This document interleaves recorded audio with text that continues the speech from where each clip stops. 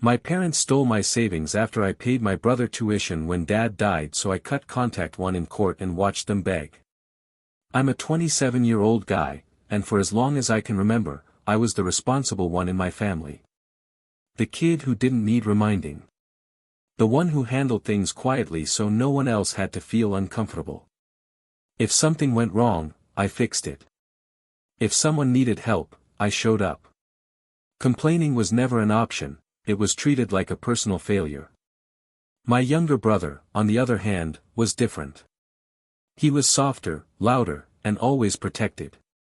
When he struggled, it was a tragedy. When I struggled, it was character building. At family dinners, praise came only when I gave something up, my time, my plans, my needs. My parents would smile and say things like, "See? He understands sacrifice," as if that was the highest compliment a son could earn. In our house, sacrifice was framed as love. Saying no meant you were selfish. Setting boundaries meant you were ungrateful. Silence was maturity. Endurance was virtue. I learned early that the easiest way to survive was to need less and give more. And I did, over and over, until it felt normal to come last. My dad was the exception, or at least I thought he was. He was strict, emotionally distant, but principled in a way that felt solid. Late at night, when it was just the two of us, he'd tell me, "Keep doing the right thing. People notice. It comes back around." I held on to those words like a promise. In my early 20s, I started saving aggressively. No vacations. No upgrades. No telling anyone. I built a quiet safety net, something that was just mine. It made me feel steady, like I finally had control over something in my life. So when my brother's tuition crisis came up, panic, deadlines, everyone looking at me, I didn't hesitate. I remember sitting there, my chest tight, telling myself this was what family did. That helping him was the right thing. I had no idea that decision would cost me everything I thought I understood about family. The way it was presented to me made it feel urgent, almost life or death. My brother sat at the kitchen table with his head in his hands, papers spread out like evidence of some crime he hadn't meant to commit. Missed deadlines. Outstanding balances. Threats of being dropped from the semester. My mother kept pacing behind him, sighing loudly, while my dad stood by the window, unusually quiet. "He didn't plan for this," my mom said, looking straight at me. "But you're good with money. You always have been." My brother finally looked up. "I swear I'll pay you back," he said quickly. "As soon as I graduate. This is just temporary." No one asked if I could afford it. No one asked what it would mean for me. The assumption was already there, heavy in the room. I felt it press against my chest, the unspoken rule that I would step in, because I always did. I remember excusing myself to the bathroom and staring at my reflection under the harsh yellow light. My stomach was tight, my hands were shaking. That savings account represented years of saying no. Years of choosing stability over comfort. It was the only thing that made me feel safe. But I could already hear my parents' voices in my head, reminding me that family came first. When I came back out, I nodded. "I'll handle it," I said quietly. The relief in the room was instant. My mom hugged me too tightly. My dad clapped me on the shoulder and said, "This is the right thing." My brother looked more relieved than grateful, like a problem had simply been solved. I transferred the money the next morning. No contracts. No witnesses. Just numbers moving across a screen while my heart pounded in my ears. I told myself it was an investment, in my brother, in my family, in the idea that sacrifice would finally be seen. For the first time, I felt proud of myself in a way that almost hurt. Like I had finally earned my place. I didn't notice how easily they all moved on afterward. How quickly the urgency disappeared. How no one mentioned repayment again. At the time, I thought that silence meant trust. I didn't realize it was something else entirely.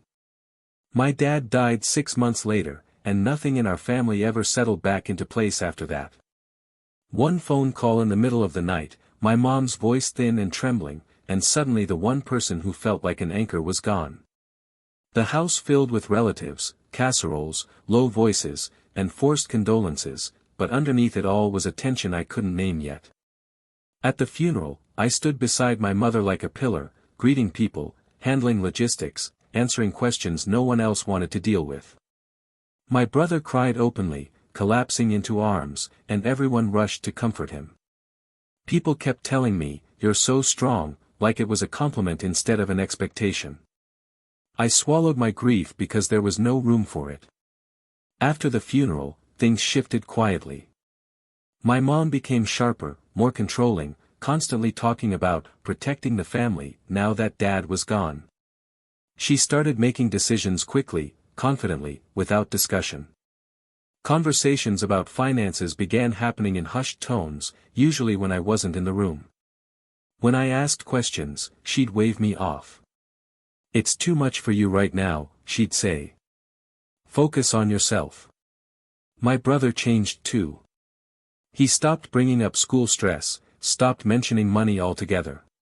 He seemed lighter, almost carefree, while I felt like I was carrying everyone's grief on my back. When I tried to talk about how overwhelmed I felt, my mom would sigh and say, "You have to be the strong one now." One night, while clearing out my dad's old desk, I found a sticky note in his handwriting. It just said, "Take care of yourself too." I remember sitting on the floor, the smell of old paper and dust in the air, my chest aching in a way I couldn't explain. I wanted to believe that my dad's sense of fairness would somehow linger. That the values he talked about would still guide things. But without him there, no one checked my mom's authority. No one questioned the quiet decisions being made. Grief blurred everything. I ignored the unease creeping in. I told myself this was just a difficult phase, that families wobble after loss. I didn't realize that while I was mourning, something else was already being taken from me. A few weeks after the funeral, my mom started asking questions that didn't feel like grief anymore. They were precise. Calculated. One evening, while we were sitting at the kitchen table with untouched cups of tea going cold, she casually asked, "Do you still have that savings account you told your father about?" The question hit me harder than it should have. I hesitated, then nodded. "Yeah." "Why?" She leaned back in her chair and sighed. "With your dad gone, things are complicated. We should start organizing finances properly. For the family." That word again. Family. Soon after, she suggested I share account details, just in case. She framed it as protection. What if something happened to me? What if there was an emergency? What if paperwork got messy like it did when Dad died? My brother sat there silently, scrolling on his phone, not looking at me once. I told myself I was being paranoid. This was my mom. She was grieving.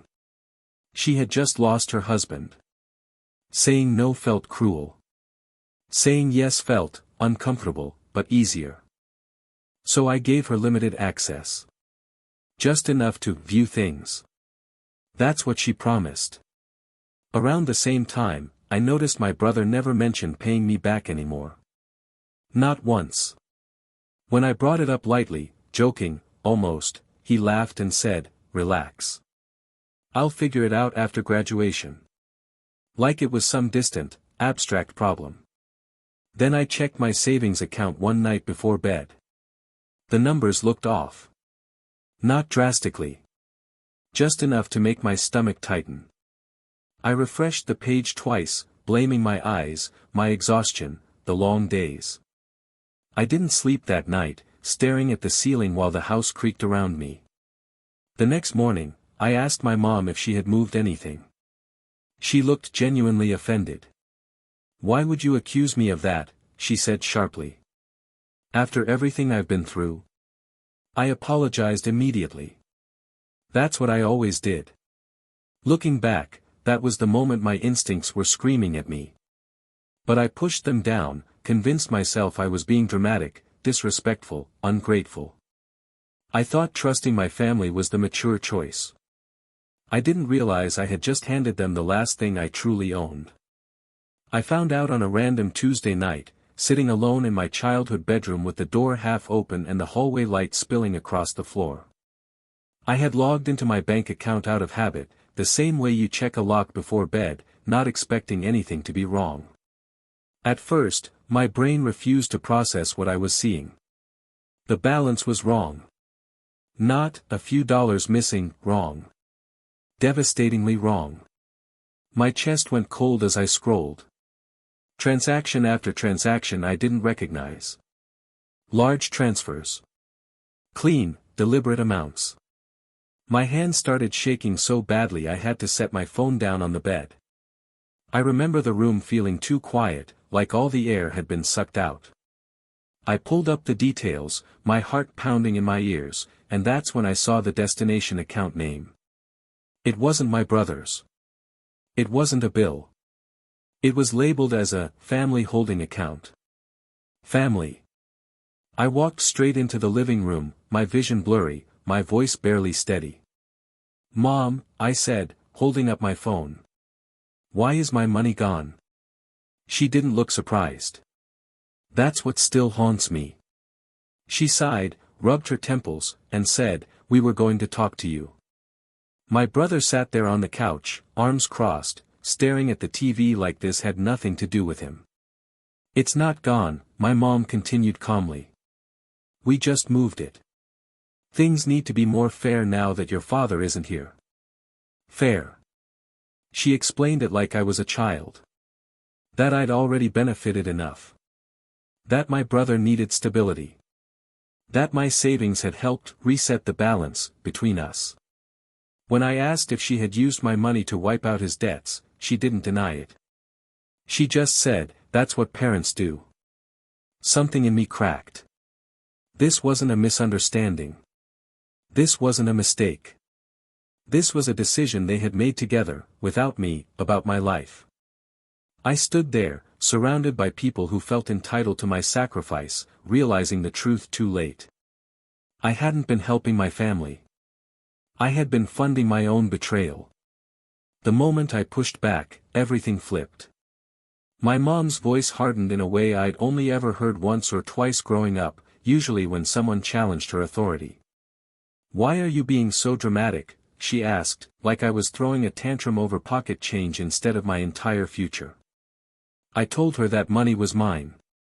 That I earned it. That I never agreed to this. My hands were shaking as I spoke, my heart racing, but I forced myself to stay calm.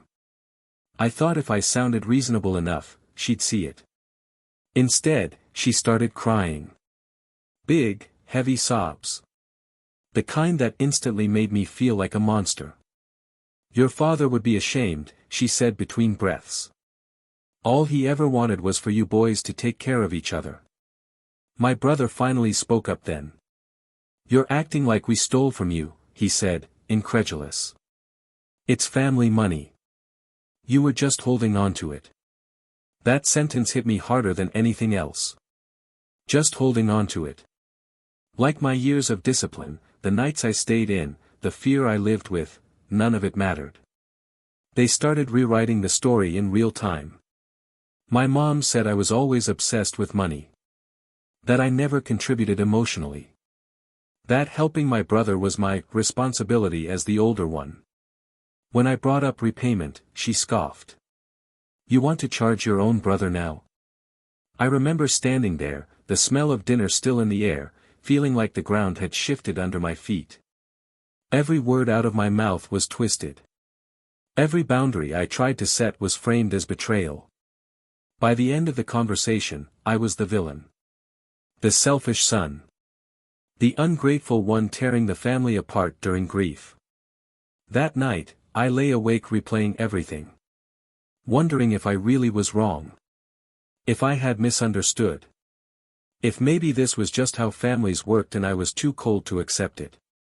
But no matter how hard I tried to convince myself, one thought wouldn't leave me alone.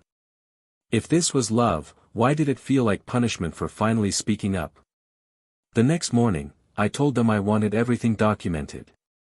Calmly. Carefully. I asked for a written breakdown of where my money went and when it would be returned. I said I wasn't trying to start a war, I just needed accountability. The room went silent in a way that felt dangerous. My mom stared at me like she didn't recognize me anymore. "So this is how you repay us," she said quietly. "By threatening us with paperwork?" "I'm not threatening anyone," I replied, my voice tight. "I just want clarity." That's when she stood up and said, "If you're going to treat us like criminals, then maybe you don't belong here right now." Just like that. Within days, the shift was complete. Group chats went quiet. Family dinners happened without me. I found out through an aunt's Instagram story that everyone had gathered for my brother's birthday, cake, balloons, smiling faces, while I sat alone in my apartment staring at my phone. When I tried to call my mom, it went to voicemail. When I texted my brother, I saw the message turn green. Blocked. Then the narrative spread. Relatives started calling me difficult. Unstable. One cousin told me, gently, that my mom said I was having money issues and taking it out on the family. Another said I should apologize before I burn bridges I'd regret. I felt like I was watching my own erasure in real time. The worst part wasn't the silence, it was the punishment. I had always been valued for what I gave, and now that I asked for something back, I was disposable. Years of loyalty undone in days. I stopped sleeping. Every sound at night made my chest tighten. I kept replaying conversations, wondering where I went wrong, wondering if staying quiet would have been easier. But something inside me had shifted. A line had been crossed, and even though I was terrified, I knew I couldn't go back to pretending.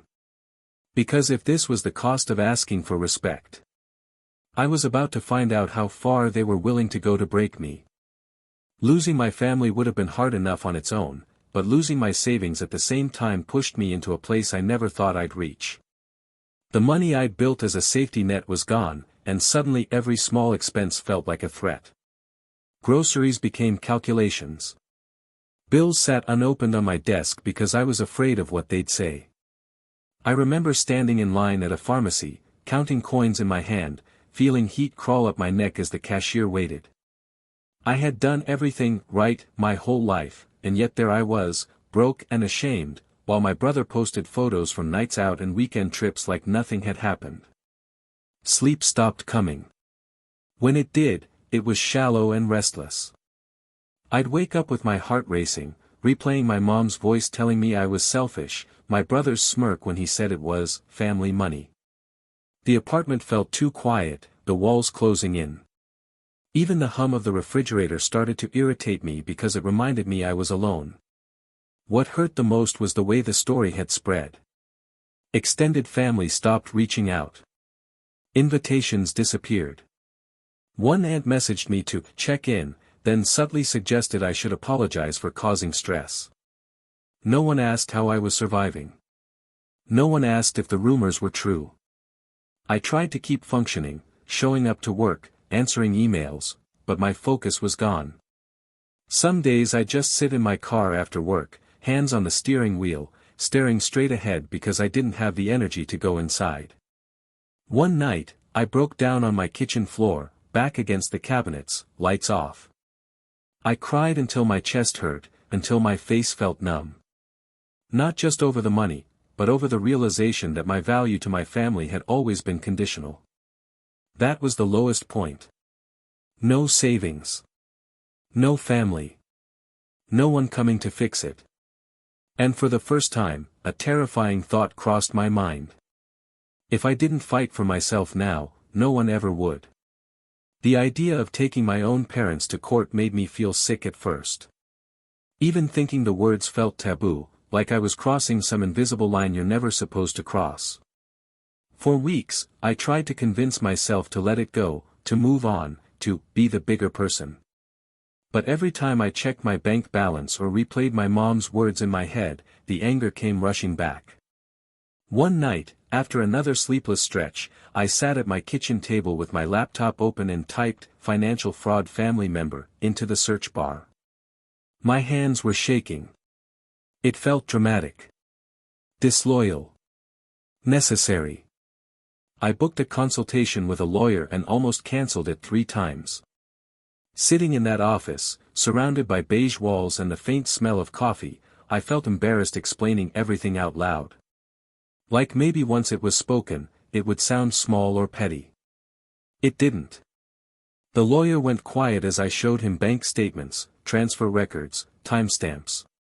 He pointed out patterns I hadn't even noticed, how access was gained, how funds were moved, how consent was never given. This isn't a family misunderstanding, he said carefully. This is misuse of funds. Hearing that made my stomach drop and my spine straighten at the same time. We pulled text messages. Emails. Notes from conversations I'd written down after they happened because something told me not to forget. Piece by piece, a timeline formed. It was clinical. Cold. And impossible to deny. When the legal notice was sent, my phone exploded. My mom left a voicemail accusing me of trying to destroy the family. My brother texted, "You've gone too far." An uncle called to warn me I'd regret this. But underneath the fear, something unexpected happened. I felt steady. For the first time since my dad died, I wasn't reacting. I wasn't apologizing. I wasn't shrinking. I was choosing myself, even if it meant being seen as the villain in their story. I knew this would change everything forever. And as terrifying as that was, I also knew there was no turning back now. Walking into the courtroom felt unreal, like I was watching my life from outside my body. The air was cold, the benches hard, the echo of footsteps too loud. My parents sat across from me, dressed neatly, my mom clutching her purse like a shield. My brother avoided my eyes entirely. For a second, I almost stood up and left. Almost. When proceedings started, my mom tried to control the narrative the same way she always had. She spoke softly about grief, about family arrangements, about how I had offered to help. She painted herself as a widow just trying to hold things together. I could feel people in the room shifting, sympathizing. Then the evidence came out. Bank records. Authorization logs. Dates and amounts that didn't lie no matter how much emotion you wrapped around them. My lawyer asked simple, precise questions. Did I sign anything? No. Did I give permission for those transfers? No. Did my brother's debts disappear immediately after the money moved? Yes. My mom's story started to unravel. She contradicted herself, then corrected, then contradicted again. The judge stopped her mid-sentence at one point and asked her to answer clearly. I watched her confidence crack, just a little. My brother finally spoke, defensive and irritated, insisting it was understood that the money was for the family. The judge raised an eyebrow and asked if understood was the same as legal consent. The silence that followed felt heavy. Sitting there, listening to my life reduced to facts and numbers, I felt something strange, relief. There was no room for guilt here. No room for emotional manipulation. Just truth. For years, I'd been told my role was to endure quietly. In that courtroom, for the first time, my voice carried weight. And I could feel the balance of power shifting, slowly but unmistakably, away from them and toward me. The ruling came on a gray morning that felt strangely ordinary for something that had consumed my life for so long. I sat in the courtroom with my hands folded, nails digging into my palms, bracing myself for disappointment. A part of me still expected the universe to side with them, the way it always had. It didn't. The judge spoke calmly, firmly, outlining the facts like they were undeniable, which they were. Unauthorized transfers. Clear misuse of access. No consent. No agreement. The words blurred together until one sentence cut through everything: full repayment, plus penalties. I felt my chest loosen in a way I didn't realize had been tight for years. My mom gasped softly, like she'd been physically struck. She shook her head, whispering something under her breath. My brother stared straight ahead, jaw clenched, his leg bouncing uncontrollably. No one looked at me. Not once. Afterward, in the hallway, my mom rushed toward me, tears already forming. "We can fix this," she said desperately. There was no need for it to go this far. I looked at her and felt nothing. No anger. No guilt. Just clarity. "You made it go this far," I said quietly. The money came back weeks later. Every dollar I'd lost, plus more. Seeing it hit my account should have felt like victory. Instead, it felt like closure. Proof that I wasn't crazy. That what happened to me was real. My phone kept buzzing, missed calls, messages, sudden apologies. My brother sent a single text, "We didn't think you'd actually do it." That sentence told me everything I needed to know. I blocked them all that night. One by one. No announcement. No explanation. Walking away wasn't dramatic. It was silent. Heavy. Final. But for the first time, that silence belonged to me. Months passed in a way I wasn't used to, quiet, steady, almost unsettling. My life didn't suddenly become perfect, but it became mine. I rebuilt slowly. New routines. New boundaries. I learned what it felt like to make decisions without anticipating someone else's disappointment. Peace was unfamiliar, but it was real. Then the messages started. At first, it was my mom, sending long paragraphs late at night. Apologies wrapped in explanations. Grief. Stress. Fear. She said she missed me. Said families make mistakes. Said she hoped I wasn't still holding on to resentment. I read every word carefully, noticing what wasn't there. No ownership. No accountability. Just consequences she didn't like. My brother reached out next. Shorter messages. Less emotion. More panic. He talked about struggling, about things being hard now, about how we should all move forward. Not once did he mention the years I sacrificed or the damage they caused. He just needed something again. I didn't reply. One afternoon, my mom showed up at my apartment unannounced. I watched her through the peephole, her shoulders slumped, her hair grayer than I remembered. My hand hovered over the door handle, my heart pounding. For a moment, the old instinct kicked in, the urge to fix, to comfort, to take responsibility. Instead, I stepped back. I realized something then that hit harder than any court ruling ever could. They weren't sorry they hurt me. They were sorry they lost access to me. To my money. To my silence. I sent one final message that night. Short. Calm. Clear. I said I needed distance and wouldn't be in contact again. I wished them well and meant it, in the healthiest way I could. Then I blocked the numbers. Changed my email. Closed the door. People talk about forgiveness like it always means reconciliation. For me, forgiveness looked like choosing myself without guilt. Like not going back just because someone finally noticed my absence. I lost a family. But I gained something I'd never had before. A life where my worth wasn't measured by what I gave up.